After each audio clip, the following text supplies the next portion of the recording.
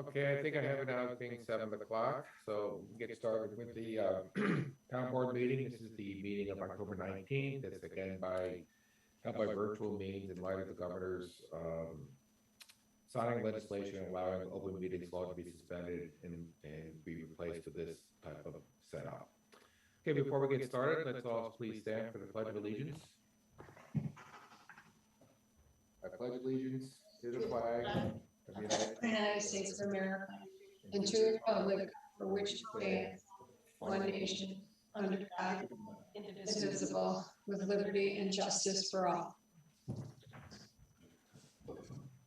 Hey, thank you. Lynn, roll call, please. Councilwoman Bowl. Present. Councilwoman Slavic. Present. Councilman Pastori. Present. Councilwoman Senator. Gerd, are you there? Present. Supervisor Barber. Gerd, you're muted. Present. Attorney Melita. Present. Okay, Jessica, do we have anybody for public comment other than Mr. Brust? We do. Hello, Gerd. Public comment. Gerd, are you there?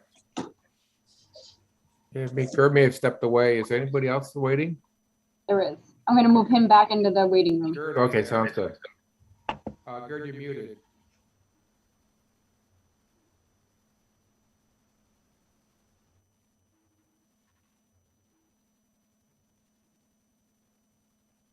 Hello, Gerd. Public comment.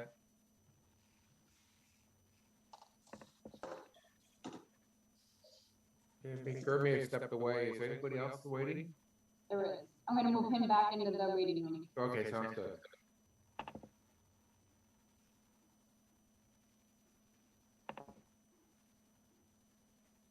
Okay, this is a town board meeting, and can the person who's at the last four digits 5001 please identify themselves? Oh, hi, John Oluska. All right, John, you're first, sort of. Go right ahead. I'm first, sort of. Oh, gee, because I wanted to stick around for the cannabis conference. You can give comments on both if you like. Oh, great. Okay. As you are aware, things are moving along on the rustic barn. Is it not time for a conference call that we could work with here? Ryan, Lucinda, myself, you, Adam Zarenko, and Sean Peterson. It's really good to see Adam Zarenko of Land Bank getting on board.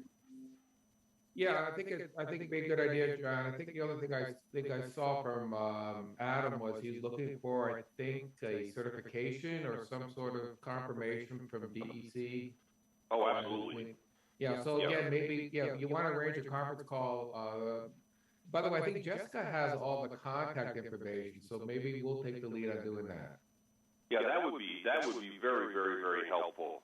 Okay. And I certainly would appreciate it, so we can just figure out exactly where we need to go, what are still some of the pitfalls, and then certainly that certification from DEC is so important. Okay, very good. We'll take care of it. I think we have all the contact information. If we don't, we'll get Ryan and Lucinda's contact information from you offline tomorrow. Okay. Oh yeah. Thank you very much. Regarding the cannabis, it was interesting. I saw the resolution, and you're going to opt out. Have you thought about, before you vote on this, reaching out to the community and see if there's any interest in establishing a dispensary or something like that? I do know at least one person has chimed in actually very early in the process, actually pretty soon after the law was adopted, who had expressed an interest in establishing a dispensary. Let me give you a second one. I was getting a haircut yesterday, and the lady who was cutting my hair said, I've got space downstairs, secure building. I suggested to her that she give you a call and see if she could get some reaction from you. You know, obviously it's kind of a first stage situation, but if you could do a first stage and then maybe 3 or 4 months later in 2022, maybe have something more concrete, that would be really good. That opt-in provision Yeah, well, again, we're going to take it and say one step at a time. If the board were to allow, let's say, dispensaries, then the town board would probably move then towards deciding where and under what circumstances, the Which is, dispensaries would be yeah, allowed. it's a zoning situation. Again, what I was saying to you in the beginning of this particular section of my presentation is, could you possibly delay this to see if, you mentioned somebody way back when, and you have this individual most recently, like yesterday, and there might be something here worthwhile to pursue. Yeah, and I think the way it works, John, is once the state knows who's opted in, who's opted out, and that won't occur until after December 31st, then the cannabis review board, whatever the entity is called, at the state level, will start soon thereafter accepting applications.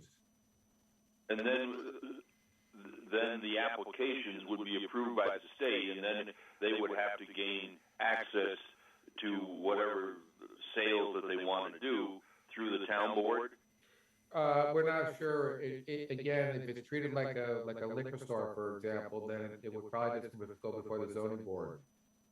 Yes. Of appeals. Wait, could we hold this off for the public hearing in case we have people in public comment? that Sure. Have Yeah. nothing to, don't want to wait. Yeah, for that's everyone. fine.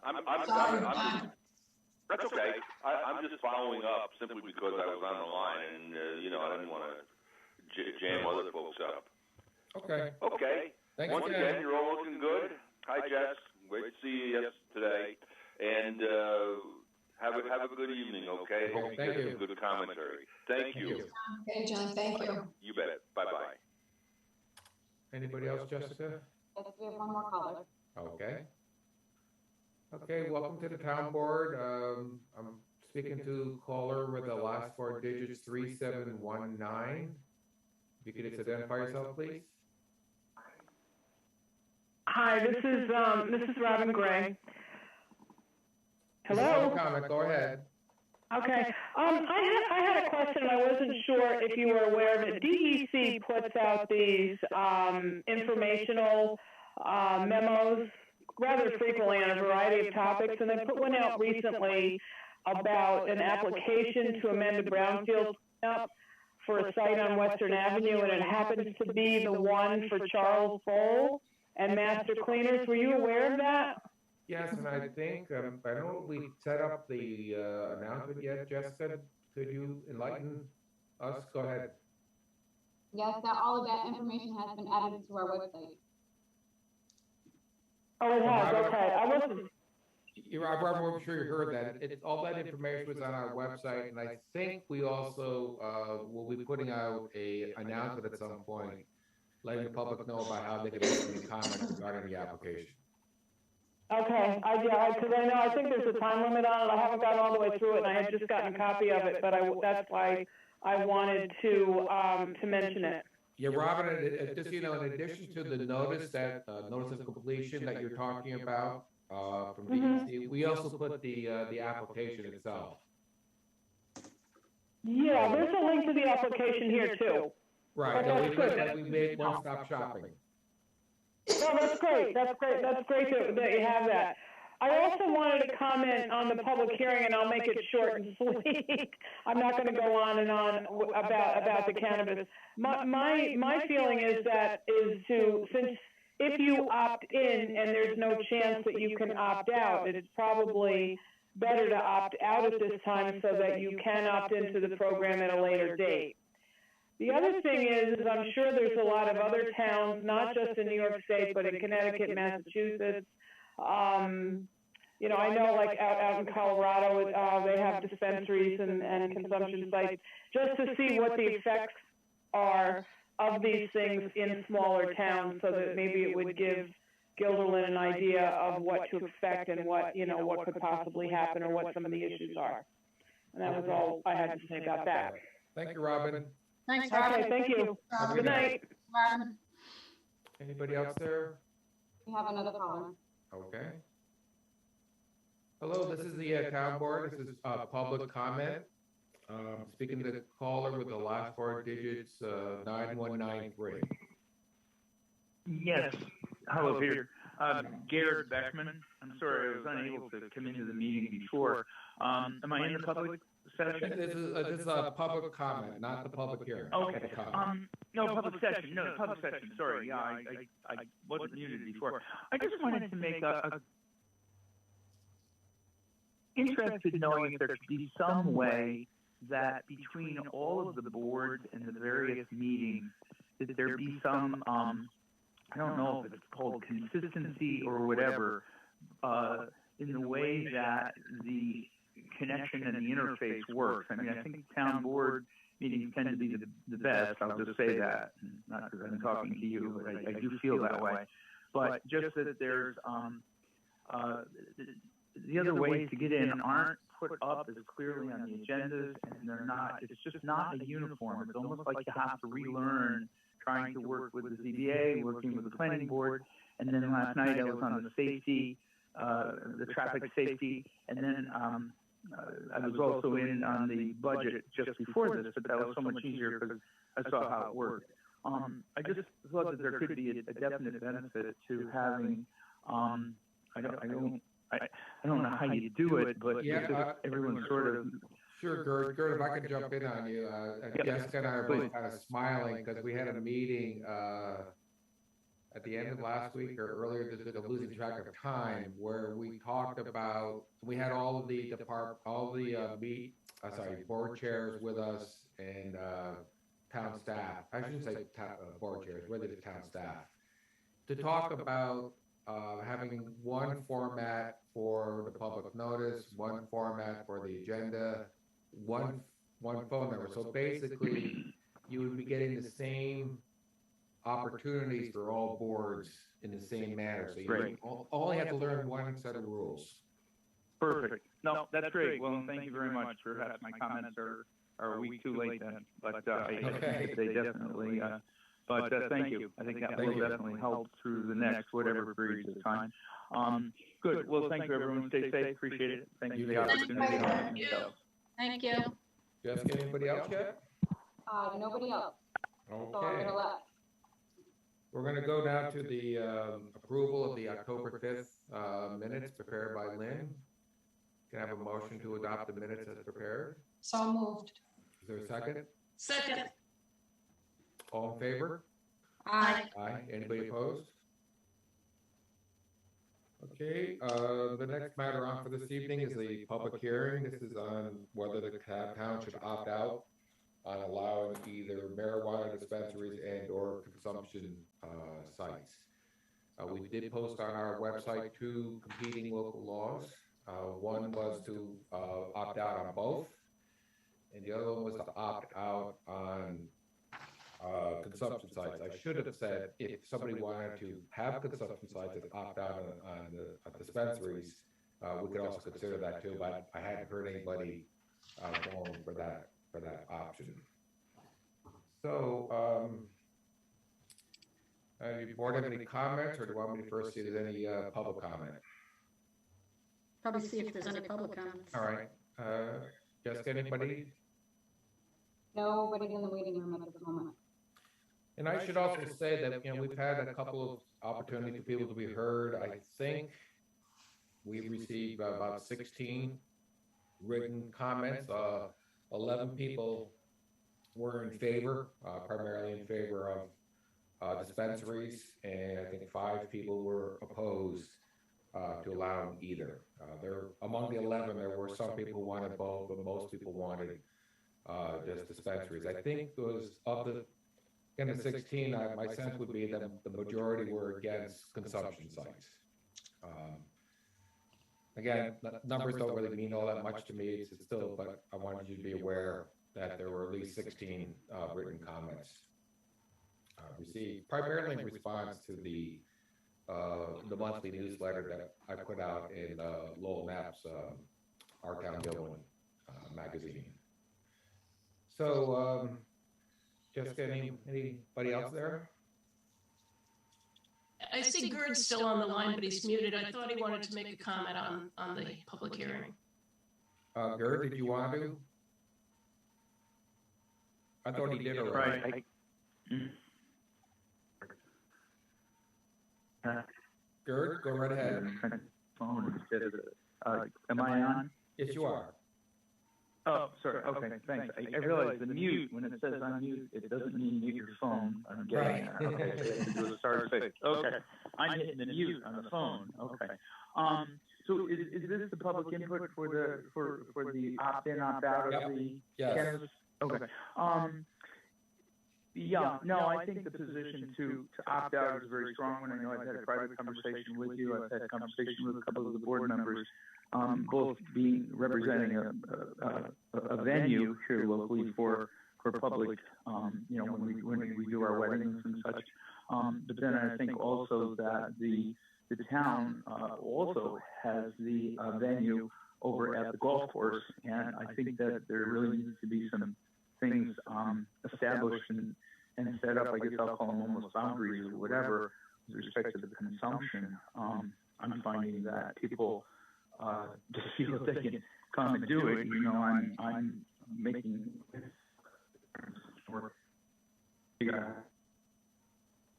specific requests and people still do it. So I think it has implications both for the town because of the Turnpike Golf Course and the ability of the public to rent the pavilion and the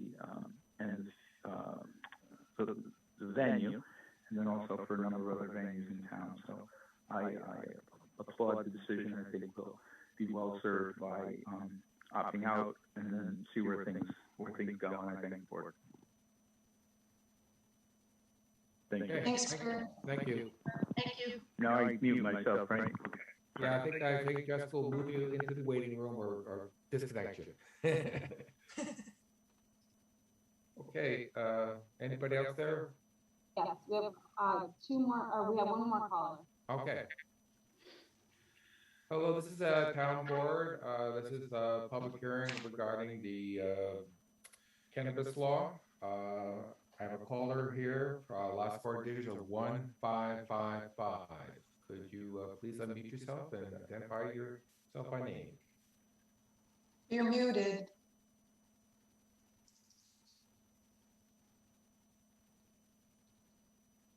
Hello, I'm speaking to the caller with last four digits 1555. You're muted.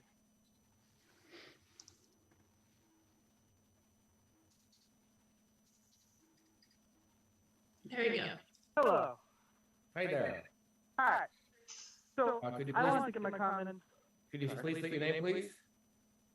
Yes, my name is Ben. Ben, last name? Film. I'm sorry, I missed that. Film. Okay. Go ahead with your comment. Yeah, so I wanted to just put a comment in support of both public consumption and distribution. One of the big things, if we opt out, there could be a big issue because businesses that would have located to Guilderland will locate to other towns. And also, opting in immediately will mean that businesses that got rejected from other towns can come to Guilderland and increase the business in Guilderland. The second thing is, in regards to public consumption, I think that's also a really good idea just to help prevent DUI, because if people are consuming secretly, it will encourage people to drive while do events while intoxicated. Okay, is that it? Yes. Okay, thank you very much. Thank you. You're welcome. Anybody else there, Jessica? Okay. All right, well, at this point, we can always reopen it at some point, but I'm gonna make a motion at this point to close the public hearing. Is there a second? I'll second it. Roll call? Councilwoman Bowl, In favor. Councilwoman Slaughter, In favor. Councilman Pastore, In favor. Councilwoman Senti, In favor. Supervisor Barber, In favor. Okay, so I prepared two local laws, and I think we kind of talked about this off and on. I'm not in favor of a default. I think we should make a motion the default would be to allow it, okay, that's opting in on both. I don't know if you want to have any discussion, or do you want to first maybe put one of the local laws out there for a vote and discussion? I mean, how do you guys want to proceed? Well, I'll speak, I guess. I'm sorry. Go ahead, Rosemary. Or Pat. I was just gonna, when it came to a vote, I was just gonna give my opinion, but I can do that now. If you Well, how want. about this? Well, look, if it's okay with you, and by the way, by making this motion, doesn't mean I'm in favor of it. I just want to make the motion just to get the discussion going.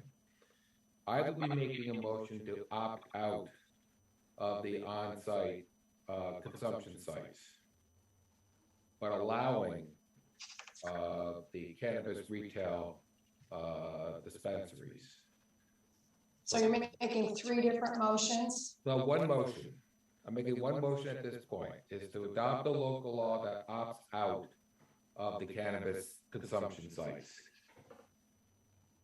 Right, so then another one would be opt out of the sites and opt out of the dispensaries. Right, but I think you can't have two motions pending, only one motion pending at a Oh, time. okay, I'm just wondering. Oh, no, I know it's clear on all this. So I Okay, guess, is there a second to that motion? To just having the opt out of the cannabis consumption sites? I'll second. Okay, so now let's have a discussion about it now. So Rosemary, I think you wanted to jump in? well, okay, but initially you said was gonna be a motion to opt out of the on-site consumption, but not of the retail dispensaries. So Right. that's- So basically, there are two local laws we have here. One is the opt out of adult on-site consumption. Right, And the second one is also opting out of the retail dispensary, opting out of both. So I'm doing the first one. The first local law, which is opting out on the on-site consumption sites, not allowing those in the town of Guilderland, but allowing retail dispensary. And Peter, can you elaborate on why opting out of one and opting out of the on-site consumption, but allowing for? Well, I think, first of all, I think the most communities have opted out of consumption sites for a variety of reasons. I think part of it is they view it more of the difference between a liquor store and a bar. And I think there's a concern that on-site consumption sites could lead to people going to a consumption site and then driving and there being difficulties. I think the second part is that the odors and the activity associated with these on-site consumption sites have been problematic for neighboring property owners, people walking by, and whatnot. So again, I think that's, again, the reason why I'm in favor of the retail is because it can happen next door in Rotterdam, Niskuna, Bethlehem. It could happen in other communities. People can buy and bring it over here. I do think, and I think the caller who couldn't get his last name is correct. If you read the cannabis legislation, regulations, and what they're planning to do is once they know which towns and cities and villages they're allowed in, they're going to put that out there, and the people who want to open up these retail places are going to go there. So I think the idea of opting out and then opting back in, okay, it sounds great, but you may not have that opportunity in a meaningful way. Because again, you're not going to, part of the reason for opting out is to see how things go. Well, you're not going to know how things are going to go for at least a year. And during that year, people are going to be making choices as to where they're going to locate their businesses. So again, if you're going to still have people buying marijuana, using it in the town of Guilderland legally, and not get the tax revenues as a result because we delayed, I'm not sure if that's really the most prudent thing to do. And your estimation is that if we were to opt out, in other words, not allow for the retail. To allow for retail. Yeah, but if we were to opt out and then later opt in, the time frame of that would be, you think, about a year or so delay? I think again, the Cannabis Review Board plans on announcing regulations fairly soon, but they're not gonna start the citing process and reviewing people's backgrounds and whatnot until well into next year. So you're not gonna know how these retail establishments are working until they're up and running. And by the time they're up and running, it's very much like liquor stores. They're not gonna allow an unlimited amount of these locations. They're gonna have a certain number based upon the population, of the capital district area. I used to work at a liquor store. I just remember when people wanted to open up a second liquor store, it would take them years to wait for somebody to create an opportunity because, you just can't open up a liquor store because you want to. You still have to go through a state regulatory There's nothing wrong with that. So again, I still come back to, again, I'm not agreeing or disagreeing with the legislature. I have some serious questions about the process by which they allow cannabis for adult use in the state of New York. I think the idea we do a lot of this social public policy, during a budget process, a very truncated process where people are, passing laws very quickly is not the best way to do it. But that ship has sailed, as they say. It's an allowed activity in the state of New York. Well, can I make a comment? Yeah. I don't think we've really heard from our residents. I think you said,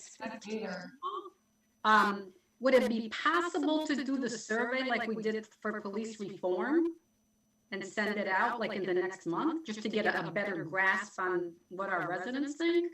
Yeah, we can do that. I mean, I'm not saying. I don't have a better sense. I mean, it looks like, what, 2 people called or 3 people called in, and I think 11 sent in an email. I mean, that doesn't really represent 36,000 people, in my opinion. No, but it also goes to show, I think, Pat, that people now know it's an allowed use. So the question in most people's mind is, okay, a lot of people don't want it to occur in the state of New York. Okay, but it is. You could go tomorrow and actually you can legally possess a certain amount of marijuana in the town of Guilderland as we speak today. That was allowed. The next step in this process is also now allowing retail. So you can go over to Lee, Massachusetts or whatever. I mean, there's some people sending some emails about their experiences in other states. You can buy the marijuana, and as long as it's below the quantity allowed in the state of New York, and you're not using it in your car while driving, you can bring it home and off you go. So But that's an issue, that there's no testing, there's no on-site testing. But that's. Can I just read what I wanted to say, and then I can be done? Go right ahead. Okay, I've done a lot of research, as I'm sure the rest of the board has done, and I've asked a number of residents their thoughts, and I've spoken with our chief, and after careful consideration and due diligence, I'm in favor of opting out of both on-site consumption sites and the dispensaries. This will give us a chance to see how other municipalities are impacted and how we handle it, and also to get a better feel from our residents. We can opt in at a later date. And also, I have a number of questions regarding the Marijuana Regulation and Taxation Act. I don't think 500 feet from a school is sufficient, or 200 feet from a house of worship is enough. It states that we as a town may adopt a local law regulating time and place of these establishments, so long as it does not make the operation of them unreasonable. I have a real problem with that word unreasonable. Unreasonably impractical. That to me is just so open-ended, and I would question that. So it's not just, I get the revenue thing, although it's broken down in so many little bits and pieces. And if you want to look at the Marijuana Regulation and Taxation Act, it does break down how much the state gives, county, and then the towns. So you can find enough supporting data for every argument, pro and con. the increase in vehicle accidents. There is no on-site testing yet. It's got to be a blood test. That's from our chief. On revenue, on the IQ drop of 8 points in adolescence, that has been shown to be true, and so on. There's also in development a type of breathalyzer test for cannabis THC levels that is in the works. I would like to see that, so that, you know, if you're impaired, they can test on site. Not willing to base my decision on the increase in revenue alone. I just can't do it. I'm sorry. So I think what you're saying, you have to weigh the revenue against all these points. I think, yes, I do. I don't think we have enough. You know, you're saying you can buy marijuana in Massachusetts, and I know that for a fact. My son lives in Melrose, and he sent me a lot of information, and which I disseminated to the board. But yes, I mean, revenue, everybody wants the revenue. That would be great, especially in this day and age, but it's not enough for me. It's just not enough. Not yet. All right, for me, I make decisions mostly on evidence-based reasons, and you know, like Altamont, I know they opted out of both, I believe, just recently, unanimously. And I agree with them in that we just don't have enough information yet. So I can't base it on evidence, which is frustrating to me. The Cannabis Control Board, they just got their full membership appointed October 5th, that's 2 weeks ago. And they have to write a complicated rules and regulatory scheme about this and how. I mean, in alcohol and tobacco, we have a huge regulatory scheme in place. We know what to expect. We don't with this yet. And I don't see any harm in waiting until we do know what is coming down, what the rules and regulations will be about, where these places can go. And I'm not saying I'm against them, per se. I don't necessarily say that. But I just, like I said, I need to have the evidence so that I can make a decision. And if we have a chance to wait 6 months, or a little longer, till we have like all those statutes and regs written up so we can see what we're getting into, I would feel a lot more confident in making a decision then.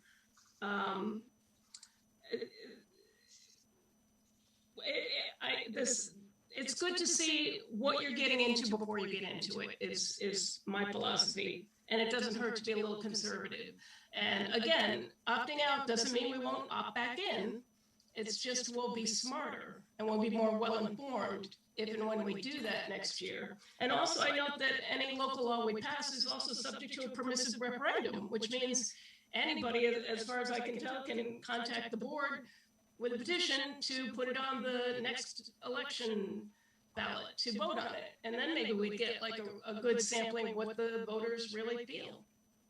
So that's kind of where I'm at.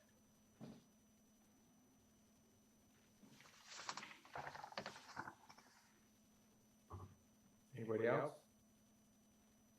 Well, just a couple other points. Now, this is regarding police, which may be premature. I read in the law that the state police are going to be providing information, but so that at some point, like when and how does that get disseminated down to the local police? And I think then we're going to need more training for our police department, you know, regarding when they have to make these stops. And then I was reading about, you know, do we need a drug recognition expert on our police department for this? So those are like a lot of other questions too that I had after doing the research.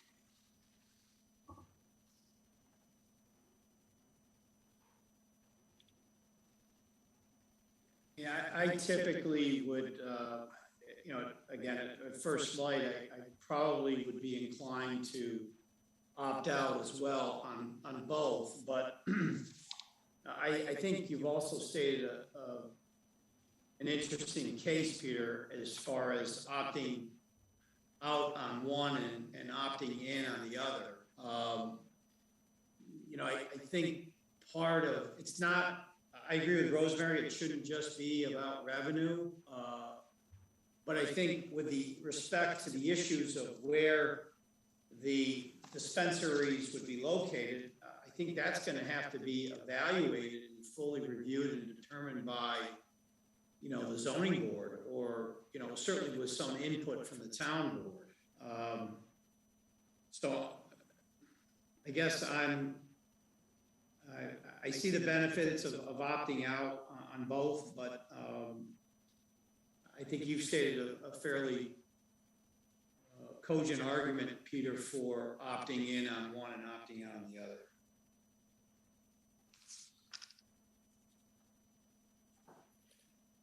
So any other comments at this point? Can we do that survey, you think, just to get some other feedback from the residents? Well, we could do that, but I guess we have a motion in a second. I guess we gotta figure out what we're gonna do with that motion first, and then we can figure out what the next step might be. If you're comfortable, let's take a roll call on that motion. Now, the motion is to opt out of the adult use of on-site consumption sites in the town of Guilderland. That would mean that retail dispensaries would be allowed. So That would mean what? what's that? What was the second thing you just said? That would mean what? I just want to make it clear, the law that I'm proposing is to opt out on the adult use of on-site consumption. Or on-site consumption sites. Okay. Okay, All right, so That you means- moved that and Laurel seconded it. right. Okay. So, With and also retail. too, that would mean that retail dispensaries would be allowed. Oh, wait a minute, does that Why mean would we that need be another bad? motion on that one? We need a separate motion on the, No, again, I'm just explaining what that means. Again, because the default is that you are opting in, okay? So you have both things you're opting in, unless you just choose not to opt in. We're choosing to opt out on this motion, opting out on on-site consumption. Well, you have That's the the other motion. local laws. What's The that? other local law says opting out of both. Right, there's we have two different local laws just to get the discussion going. We're now voting on the first one. So and I guess maybe I'm confused. The current motion is simply a question of whether we're opting out of adult use on-site consumption, Correct, and that's it. that's it. And that motion has been seconded by Laurel? Yep, just to vote on. just for discussion purposes. Okay. Okay, so now it's roll call. Councilwoman Bowl, I'm not in favor of this motion. Councilwoman Slavic, I'm not in favor based on all the comments I made. Councilman Pastori, Okay, I'm confused. I thought that by opting out, that would mean the motion, I would think that Councilwomen Slavic, Senti, and Bowl would be in favor of this, based on their comments. Am I mistaken, Peter? No, I Paul, thought so, but if I guess I'm wrong. if we vote to opt out of, Yeah. the first motion is we're only gonna opt out of the on-site consumption sites. And so that would mean we are opting in to the retail dispensaries. Now, the second motion that I presume is coming up next is we wanna opt out of both. So I'm Why can't we assuming, just do that? yeah, I'm assuming that's where we're leaning, but that's just, I'm sorry, okay. Is that correct, Peter? That's correct. So we cannot do, you're saying that it's not possible to have two separate motions opting out of the adult on-site consumption sites and then just simply an opt-out on the dispensaries? We can have a second, yeah, we can have a second vote on that, Paul, if you want to, but right now, the motion on the floor is to opt out on on-site consumption, meaning that on-site consumption is not allowed in the state of New York. If that's the only law that gets adopted, then dispensaries will be allowed starting on January 1st, because you didn't opt out on that. The law gives you the opportunity to opt out on both or on either. If you do nothing, then they're both allowed. This is basically saying we're not going to allow on-site consumption, but we are going to allow Retail. dispensaries if there's no other vote taken on that. I mean, this law, Okay, so we don't really know if another vote's gonna be taken. no, we don't. Okay, so, I mean, I'm in favor of opting out of on-site consumption. So if I hold off and say I'm against this motion, you risk the future passage of another motion. Well, I think I can tell you guys, I'll make the motion to opt out of both after this motion. I will second that. We gotta finish this roll call. Okay. So I'm saying in favor of opting out of. Wait, no, we gotta finish. No, we're not there yet. They didn't finish. No, I know, I'm just clarifying it out loud. I'm gonna out that, I'm in favor of opting out of adult use on-site consumption sites, but that means I'm in favor of a dispensary until we get to the second motion where Laurel is gonna make it and I'm gonna second. Well, I'm sorry. Are you changing your vote now? I'm still in the middle of the roll call. Right. Why don't you finish the roll call? Okay, you want to redo the roll call? No. Rosemary, are you changing your vote? So I am in favor of opting out of on-site consumption sites. Okay, so that's a yes vote then. Councilman Pastore, In favor. Sorry, Councilwoman Senti, in favor. Supervisor Barber, In favor. Now, what was the caveat on that vote? so So what was the vote then on that motion? that was 2 noes, What's that? two no, And 3 yes. and 3 yeses. So that local law passed. Yeah, Okay, so we're opting out. Opting out on consumption sites. All right, so now Laura's gonna make a motion. Right, thank you. I would like to make a motion to opt out of both, Okay, retail. I'm not gonna play lawyer here, but you've the already, retail. you've already adopted a local law. Right, now I'd like to adopt another law. I'd But like to- you can't. You can't. Either one or the Adopted other. a local law. Why do you have 2 local laws in front of us then? Because they're either or. They're not Well, you both. didn't make that clear, You Peter. didn't make that clear, Peter. Oh, wait. No, Yeah, hold on. you didn't. No, sorry. No. Look, I'm not gonna take a cheap victory. I wanna make this absolutely clear. If people wanna take a second vote now on Okay. also opting out on retail dispensaries, I have no problem with that. Okay, Okay. That's what I'd like to move, make a Okay. motion for. And Rosemary is seconded. yes. Okay. Now's the roll call. Councilwoman Bowe, In favor. Councilwoman Slavic, In favor. Councilman Pastore, I'm against. Councilwoman Senti, In favor. Supervisor Barber, I'm also against. Okay, so we will effectively have 2 local laws. One is barring dispensaries, and the other one's barring on-site consumption sites. Right. Okay.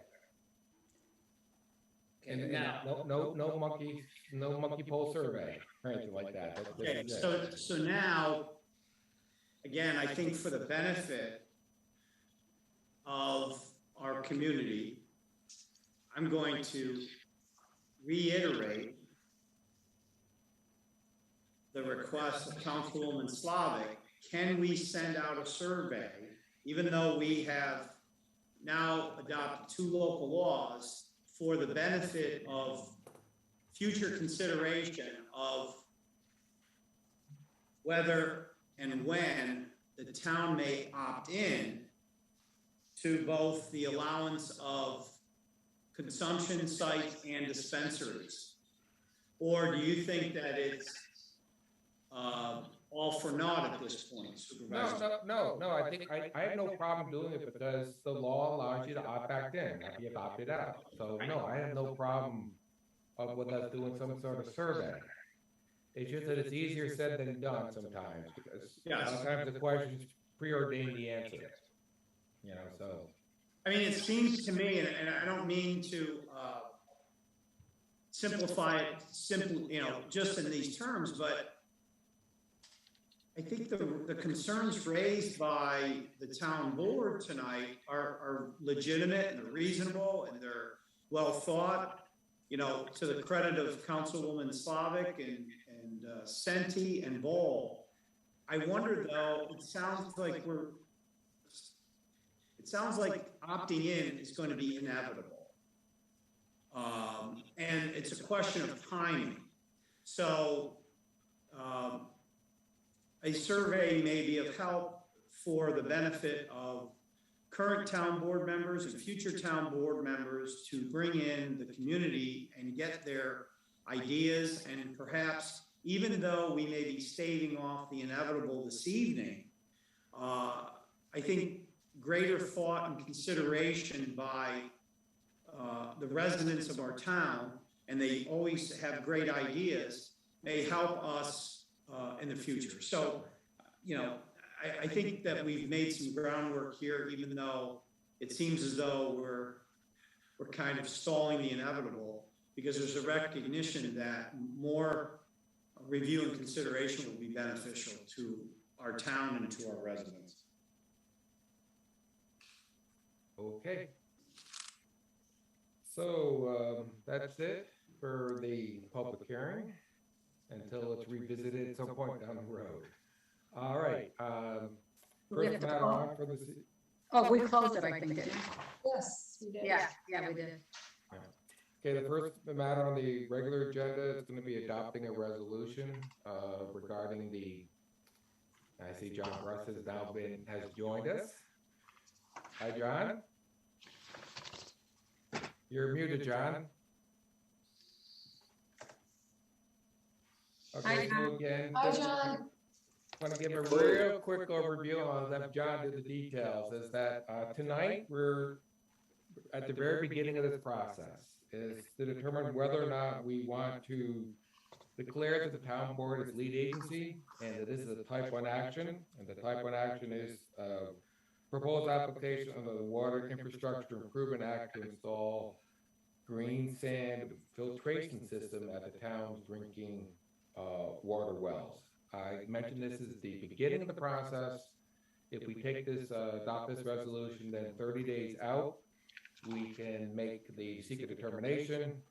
We could be confirmed that we are the lead agency, and then we have to also then do some other steps in terms of under New York State Town Law, Section 202A, about improvements to a water district. Again, there's technical requirements about getting an engineer's report, have to get a map done and whatnot, but this is again just starting the process. Again, if we adopt this this resolution, then at the November 5th meeting is when we will establish a special meeting 30 days after tonight, but before November 22nd, I think it is, when the application is actually due. John, that meant for our discussion, we were leaning towards the Friday, the 19th. I think initially it was the 18th. Yes. I assume Thursday or Friday doesn't make a difference because they're both more than 30 days out, and they're both prior to November 22nd. Yes. So, yeah. So John, you're going to kind of explain to us why we might want to do this. All right, I will. And this will be a much easier conversation than the discussion. I was watching you all on the live stream, and it's a challenging issue for all of our communities. It was good to see the back and forth and whatnot. That I think that's what it's all about. So bravo to all of you. About 3 years ago, I came before the board to ask or to get board approval to advance another WIA application Water Infrastructure Improvement Act application, and that was to do the interconnect with the town of Rotterdam. And that project, we secured a $3 million grant, about 60% of the project. That work is complete. Rotterdam is now a redundant source for the town of Guilderland, and the town of Guilderland, interestingly enough, becomes a redundant source for the town of Rotterdam. And the first use of that pump station, by the way, was for Guilderland to help out Rotterdam when they had a problem with one of their above-ground storage tanks. We finished that project, came in under budget, as a matter of fact, and now we have an opportunity to go for another one of these WIA grants. And like I said, for a water project, it's 60% or $3 million, capped at $3 million. So the thought here, we met with the supervisor and Tim and Bill, and we talked about different projects that would benefit the town, and this one rose to the top. And the reason is because the town utilizes about 1 billion gallons of water a year, and about 80% of that water supply comes from the Waterville Reservoir. About 10% from the city of Albany, and from Albany County, and then another 10% from your own wells. And those numbers vary, of course. We would ideally like the town to utilize its own groundwater source. And our thought is that if we could construct perhaps another well, that may be necessary, but in any way, shape, or form, we would wind up constructing a green sand filtration system to take the iron out of the groundwater that we found in those 3 wells and utilize the groundwater system available to us. And we certainly would be able to save a lot of money, and it would be another redundant source to all of our other sources. We're envisioning a project where ideally we could build a system that would treat 1 million gallons of water a day. And that would be a significant improvement from where we are now, because of the 3 wells we have, really only 1 is usable. The other 2 have iron levels that exceed the maximum contaminant levels, and basically an aesthetic problem.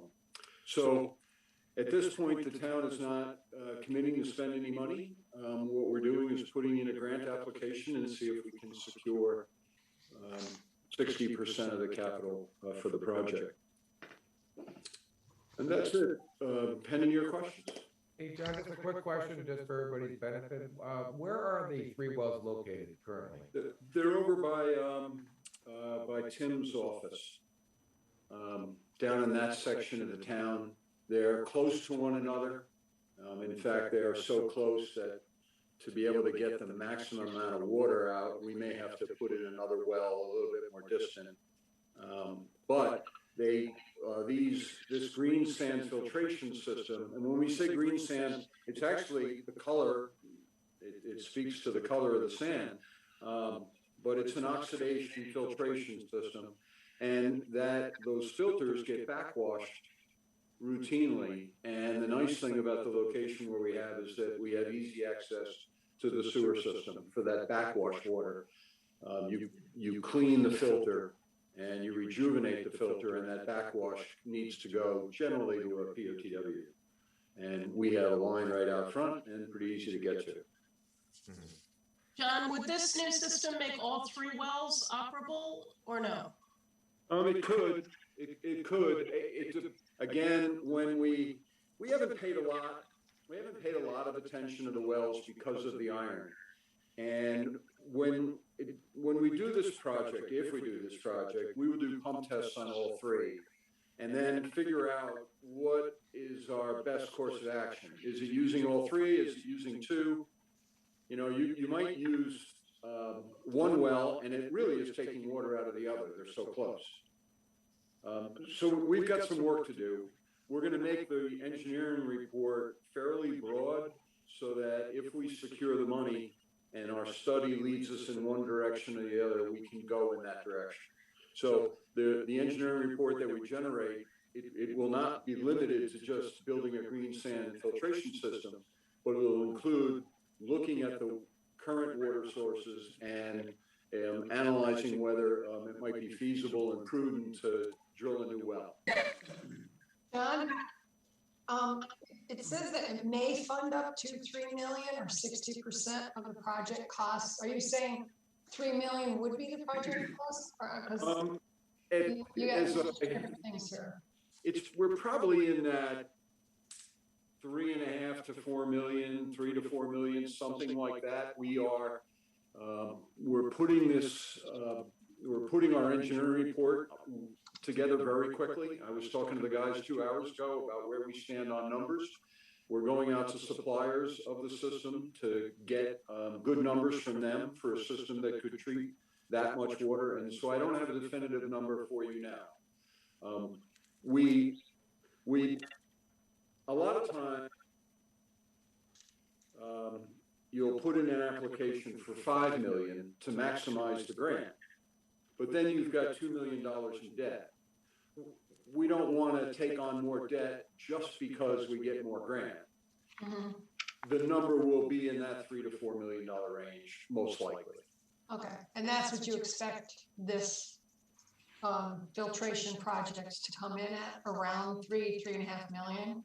Yeah, and it could be 4, depending on as we do that study, are we going to do additional wells or not? When we do a well, and these are large diameter wells, you've got the well, the pump test, the connecting the well to the system, connecting the well to our SCADA system so we can control the wells and so on and so forth. Putting in a well is an expensive, municipal well is an expensive proposition. We could do 2 wells and spend $500,000, and that's why I'm giving you a range right now. And our engineering report, with a number on the engineering report, we can always spend less. You're not committing to spending to taking on a $5 million project. You can always do less than that. But when it comes in more than the grant, where would that money come from? Well, the grant's only 60%. So by definition, 40% of the project would come out of town funds, that are available through the reserve fund or ARPA, or town funds that are generated through a bond. And that decision doesn't have to be made yet. That could be made in the future. So John, so what are the steps? It sounds like we'd have to determine the project cost, which is, I think, what you're working on right now. And yes. The grant application would come after that? Yes, but very quickly. So tonight, you are officially receiving the long environmental assessment form, part 1. You're receiving that in your hand. We prepared that. And you're going to declare by resolution your intent to act as lead agency. And then we'll take those documents and circulate it to the other agencies that are involved in this, Department of Health, DEC, DOT. We'll come back on November 4th town board meeting and with an engineering report that Tim and Bill will have reviewed, and the supervisor, or you all will have reviewed ahead of time. But that night you will accept the engineering report and you'll schedule a special meeting. That special meeting will happen on November 18th. 19th. I'm sorry, 19th. You're absolutely right. I'm looking at my notes and I didn't change it here. So this is happening quickly. Again, you're not committing to do anything until we figure out whether we can secure the money through the grant. Hey, John, Councilman Pastore here. In following up with Councilwoman Bowles' question, my understanding is, though, this, if pursued, is going to be more helpful or necessary for wells 1 and 3, right? Yes. Right now, okay. You have well number 1 has a reported yield of 800 gallons per minute, and it's not used.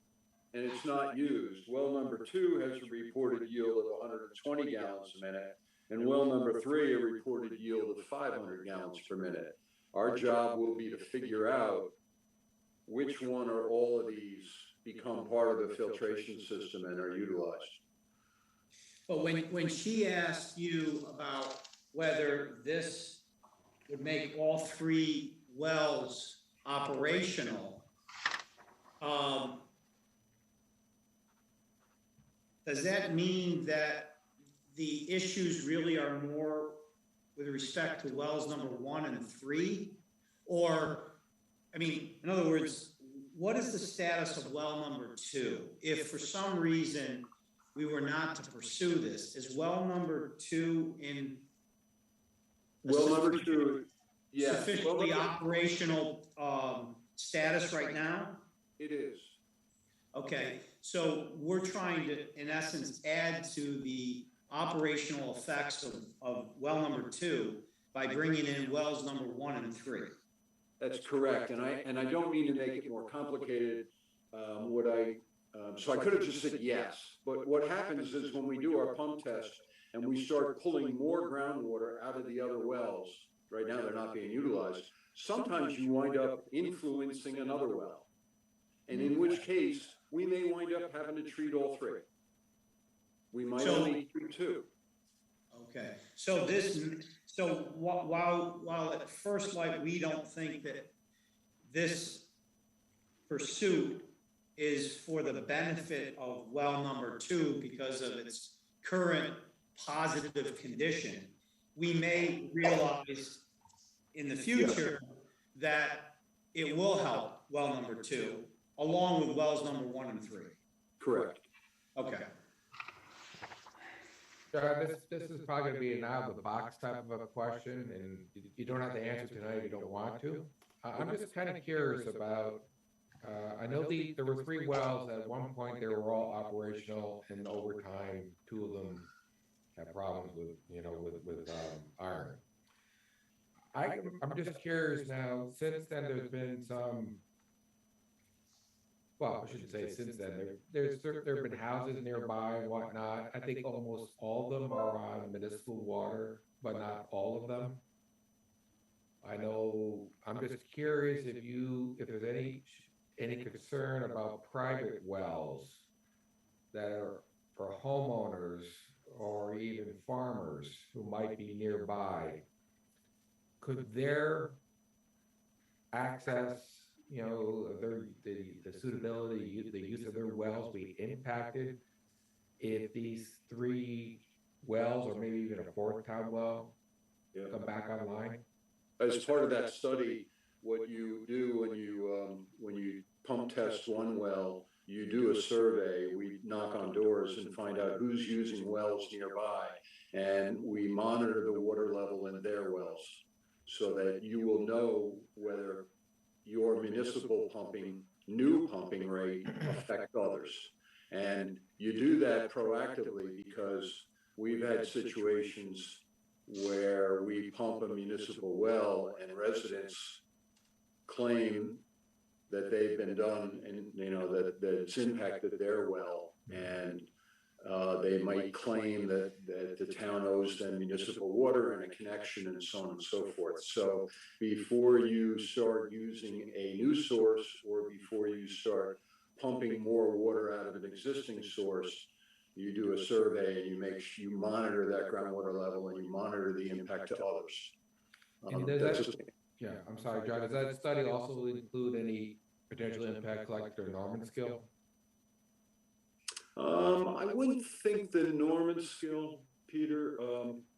If there's a wetland area nearby as part of the permitting process, you have to monitor any impact on wetlands and so on and so forth. I wouldn't anticipate. I'll get that answer to you about the Norman scale.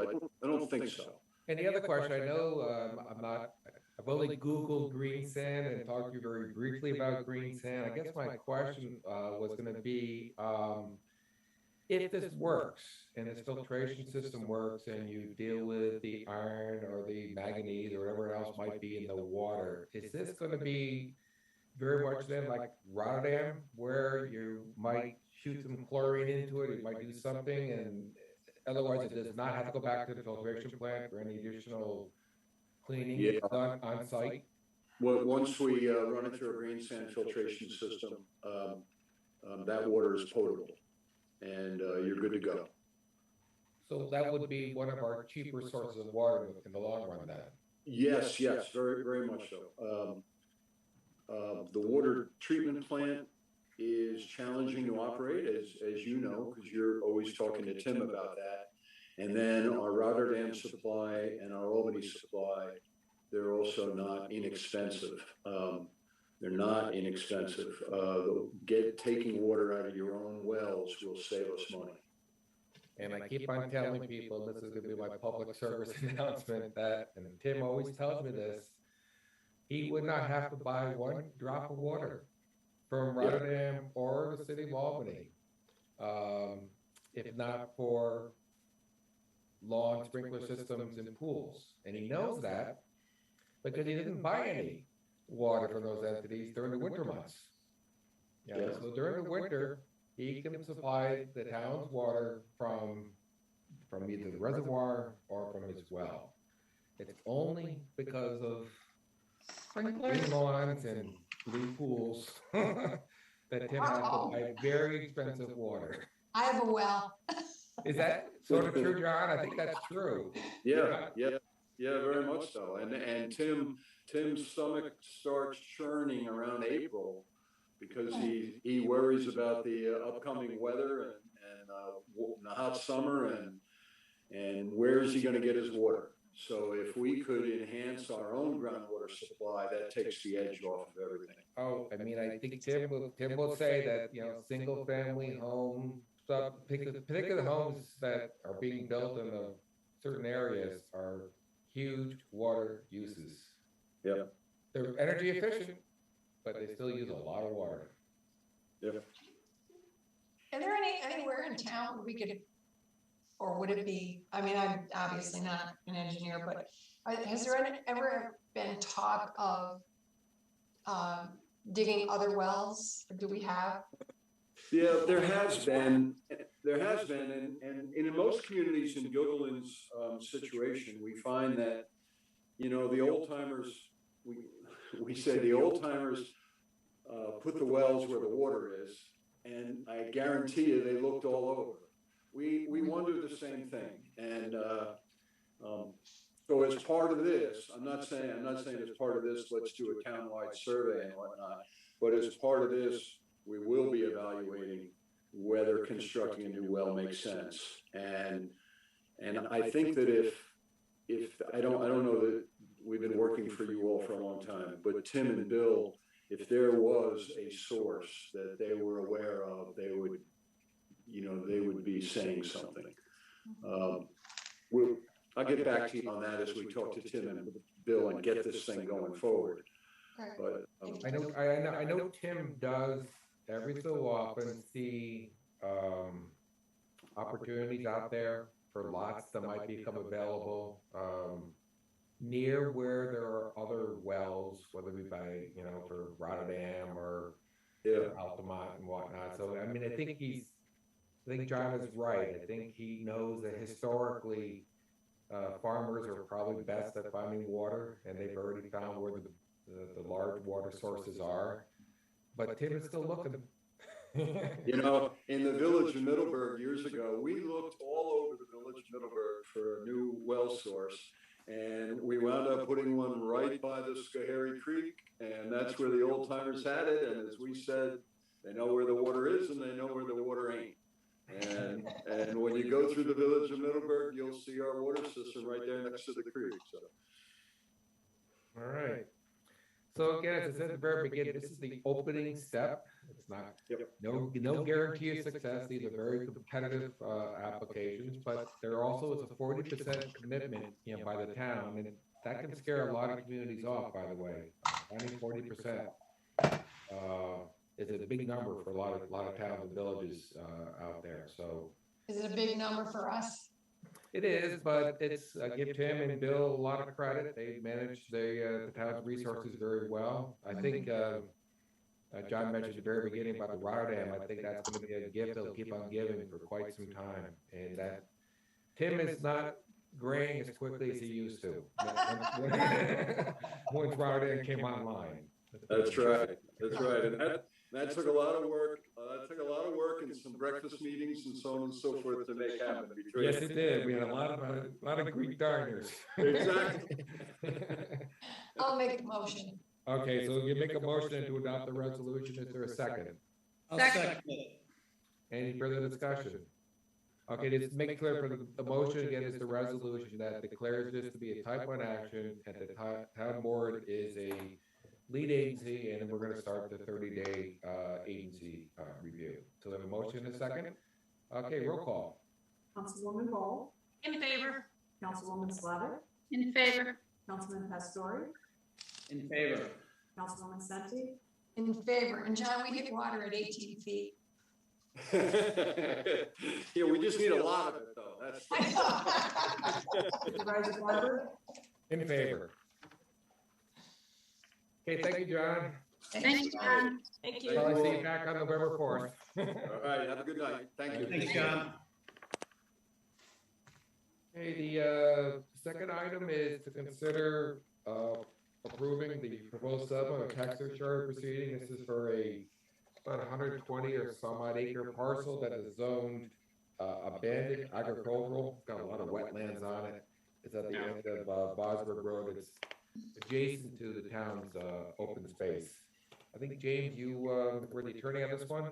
Yeah, and honestly, I didn't have to do too much work because the town actually had an error as to how it classified the acreage.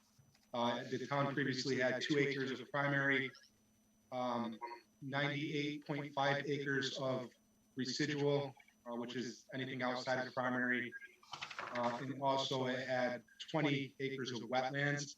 That was actually an error on the town's part. It worked out to be, after Heather did her calculations, it worked out to be 98.29 acres of wetlands, 21.21 acres of residual, and 1 acre of primary. So after Heather applied the proper calculation to that classification of acreage, it worked out to be a value of $210,879. Just to note, prior to the reval, the property was valued at $189,000. After the reval, it jumped up a bit because of the misclassification in acreage. So that's the major reason for that is the error in the classification. Correct. And after she corrected the calculation, it gave us the appropriate value of $210,000. Yeah, I never heard of the classification of abandoned agricultural. That was new. Yeah. Yeah, I'm not sure about that, but anyway. I just know what the classification of the ones for the tax purposes of abandoned agriculture. I wasn't sure. All right. Oh, So any questions for James? quick question. On the memo, I didn't understand one. It said the assessed value was not withheld. What does that mean? You know, Heather drafted the memo. Oh, okay. It's in the second paragraph. I think that probably means was not upheld. I think Yeah, it would. upheld. Yeah, I got you. Yeah, correct. Oh, not up. Okay, that makes, okay. Thank you.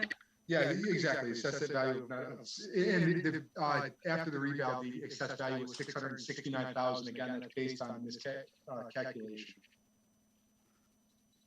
Okay, thank you. Yeah, we're looking at almost 100 acres of land. Okay, can I, by the way, I also put on the agenda, it's a potential refund of 1541.49. I don't know that the payment had been made yet, but again, it has been, and it has not been? I don't believe so. I think it's pending town board approval. Okay, all right. Okay, do we have a motion yet? I'll make the motion. Is there a second? Second. Okay, roll call. Councilwoman Ball, In favor? Councilwoman Slavic, In favor? Councilman Pastore, In favor. Councilwoman Senti, In favor. Supervisor Barber, In favor. Okay, the third agenda item is to approve the standard work day schedule as prepared by Elizabeth Lott. Can I have a I'll make the motion? motion. I'll make the motion. Is there a second? Second. Okay, roll call. Councilwoman Ball, In favor? Councilwoman Slavic, In favor? Councilman Pastori, Favor. Councilwoman Senti, In favor. Supervisor Barber, In favor. And the final agenda item is to adopt some placement of stop sign recommendations by the Traffic Safety Committee. One is at Willow and Edgewood Street. The second one is at Ridgewood Circle and Woodscape Drive, and another one at Top Ridge Drive and Woodscape Drive. Pat, do you want to add anything on that, or? No, these were all discussed at the October 13th meeting. And regarding Edgewood, this is sort of to like control the traffic because some residents were saying that it's, when you're on Edgewood, it's hard to come out to make a right or a left. So when you have the other two stop signs, this gives them, you know, access onto Willow Street. And then the other two off Woodscape, those, yeah, they were required. They just were never put there. So They were required, you said? they should have been there, and they never were, I guess. Oh, okay. Yeah. Not necessarily legally required, but necessary. Right. Yeah, because those two, Top Ridge and Top Ridge Drive and Ridgewood? they both go into Woodscape, but there was no stop sign there, so Okay. it is okay to put it there. All right. I'll make the motion. Is there a second? Second. Okay, roll call. Councilwoman Cole, I just, before I vote, I just want to commend the Traffic Safety Committee, Deputy Chief Curtis Cox and Pat Slavik and all their members. I listened to the call on this, and they held that meeting from 7 p.m. until I think close to 10 p.m. They were extremely thorough. They were extremely good with the residents calling in. And Willow Street has been a very big concern. I've heard a lot about that from the constituents, and this shows that the Traffic Safety Committee took really good action. And I have to commend all of them. Not many people would sit through a 3-hour meeting and do all of this, and they did. And I think that's great. So I'm definitely in favor. Councilwoman Slavik, In favor. Thank you, Laurel, for your comments, and I also like to thank all the members of the committee and our chairman, and then the highway department also. So, in favor. Councilman Pastori, I'm in favor. I certainly echo the sentiments of others and Councilwoman Cole on complimenting the Traffic Safety Committee, and we've benefited tremendously by Councilwoman Slavik's continued dedicated and dedication and devotion to that committee and to many other worthwhile endeavors on behalf of the residents. I think it bears repeating that if residents have concerns about certain issues or avenues or intersections, that they need only bring those to the attention of the Traffic Safety Committee, to any town board member, to Supervisor Barber, and I'm sure that the Traffic Safety Committee will continue in its earnest and worthwhile efforts to improve the safety of our residents. So I'm in favor. They can also send in a request to the town website, and it goes, Jessica, you know where that is, right? Yeah. And it'll come to me, and then I forward it on. So there's many ways to address an issue. Thank you, Paul. Councilwoman Senti, In favor. Supervisor Barber, In favor. Okay, just a couple of quick updates for the board. We have our drug take-back days coming up this Saturday at the Guilderland Library from 10 a.m. to 2 p.m. There's a couple of things. Well, first of all, information is on our website, but bear in mind a couple of things. Please take off any labels that identify. You know, we don't want to have any inadvertent disclosures, but also too, it is confidential. Are you going to stay inside your car? You allow the officer to remove the materials, and put them into a box, and then they're taken, I think, to the state police, and they're incinerated somehow. A couple of things you can't throw away is anything that has needles. We don't, we just can't take anything that has a sharp needle, or syringes and that sort of stuff.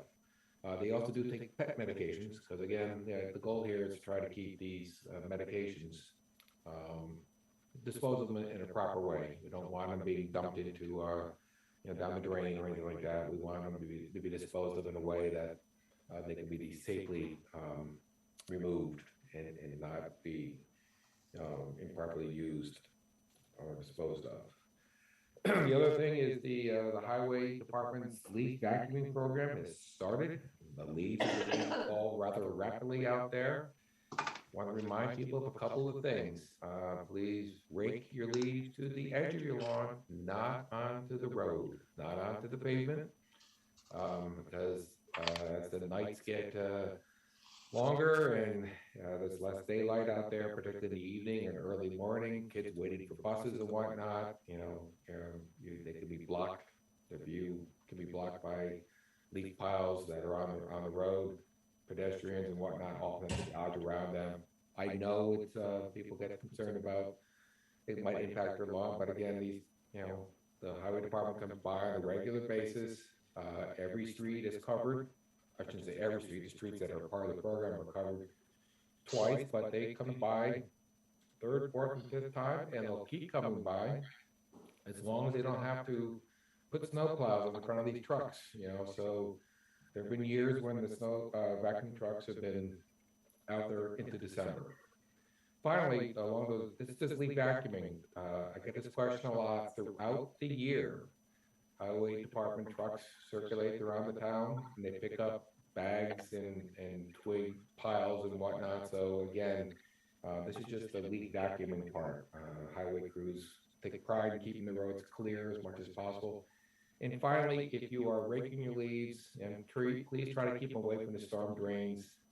Doesn't do any good to have a whole bunch of leaves that's got to go down the storm drain and create a blockage downstream. Next thing you know, you got backups and very expensive repairs. A lot of the stuff that ends up in our storm drains really shouldn't be there, and it's only there because people are putting their leaves and raking them into the, near the drain. So try to avoid that, as much as possible. Any board member or anything else you want to add at this point? One minor thing, when we were talking about the opt-out local laws, if we're going to use those that were provided, Lynn, if maybe you could just add in, it's a very minor thing, but on the first sentence, I think you have to insert the word after town of Guilderland, the word to, town of Guilderland to opt out of allowing on-site consumption sites. But and I think that applies to both of those local laws. Just missing a word on the first line. Okay. Oh, one other thing, maybe a reminder to our residents if they have any budget inquiries to send them in before we actually adopt it. Good reminder, Pat. Yes. Yeah, our plan is that we're going to have a public hearing on the budget on November 4th. And typically in years past, we've also then adopted the budget. That's really because we've had pretty robust conversations, both as a board, but also to provide opportunity for the public to be heard long before the public hearing to raise any questions. So I think that's it. Anybody else? Okay, then I make a motion to adjourn. Second. All in favor? Aye. Okay, thank you, and I guess we'll see you back here on November 4th. Have a good night, everyone. Thank Good you. night, everyone. Good night. Thank you.